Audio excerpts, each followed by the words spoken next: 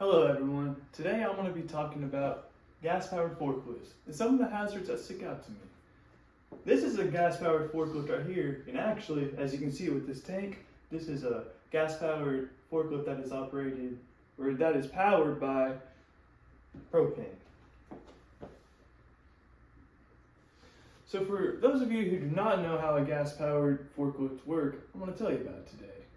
And as we know, as most forklifts, they're actually called power industrial trucks, which standard 1910.178 states. The primary purpose of a forklift is to move materials safer and more productive around the workplace. An example of this would be a forklift unloading a truck that has came in with materials, either loading or unloading the truck. Forklifts are mainly designed for employees not to hurt themselves by overlifting heavy objects in the workplace. So now I told you how it works, let me explain the things how you work it. So a gas-powered forklift is, like I already said, ran by propane, but gasoline engines and natural gas too.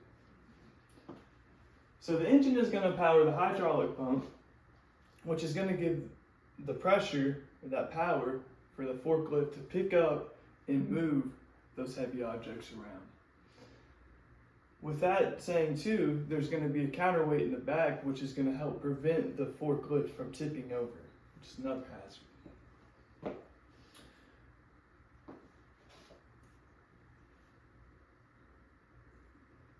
So here's a picture where I can kind of explain to you guys a little better with what is inside a forklift. So as you can see in this picture, there's a brake, gas pedal, and a clutch. And with that clutch, you're going to push it in, and you're either going to go to a fast gear or a slow gear. Depends how you're wanting to move in the workplace.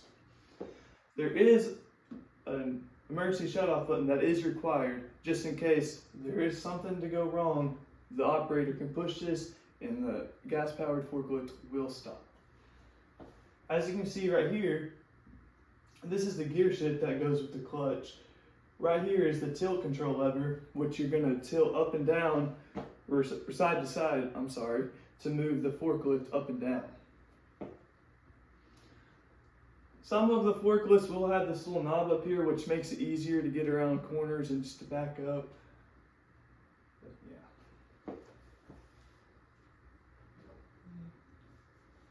So now I'm going to be talking about the three things that stick out to me the most in a forklift. So number one being a collision caused by no backup alarm. And I would rate this rack number 1A. For that being, just because it's really common actually in the workplace, and if it is to happen, it could relate to fatal injuries. The second one I'm going to be talking about is failing loads, which I also rated this one rack number 1A. For that being, just because that is a very common thing too. And with failing loads mainly happening is because people are in a hurry in the workplace, driving real fast, aren't aware, and just putting production more over than safety. With failing loads too, the hydraulic could have leaks, and it could be prior to the employee not doing the mandatory checklist before operating.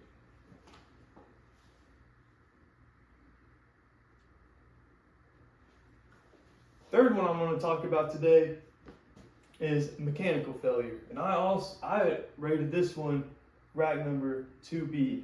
For that being because most of the mechanical injuries aren't going to be fatal injuries, but they are going to be either critical to the forklift or the employer themselves. And the main occurrence why this is going to happen is because, again, the employer did not do the mandatory checklist to make sure that there was no leaks or any hazards before operating the forklift.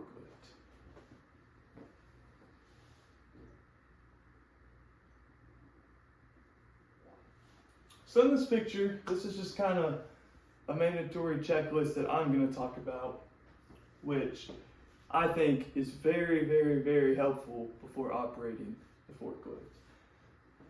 So number one, you're going to check the hydraulics to make sure there's no leaks or anything, so you're not in risk of the mechanical failure and dropping of the load.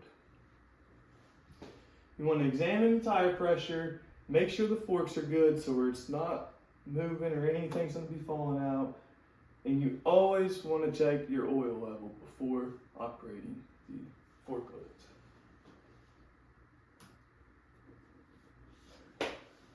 So in conclusion, gas-powered forklifts are very common in the workforce in construction industry and in the general industry.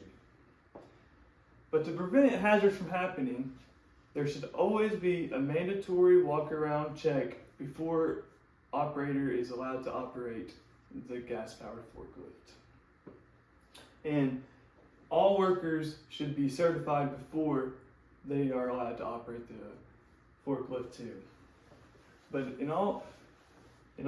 overall, the forklift can reduce the number of injuries in the workplace and speed up production if it is done correctly. Operators just need to be more aware while they are operating the forklift.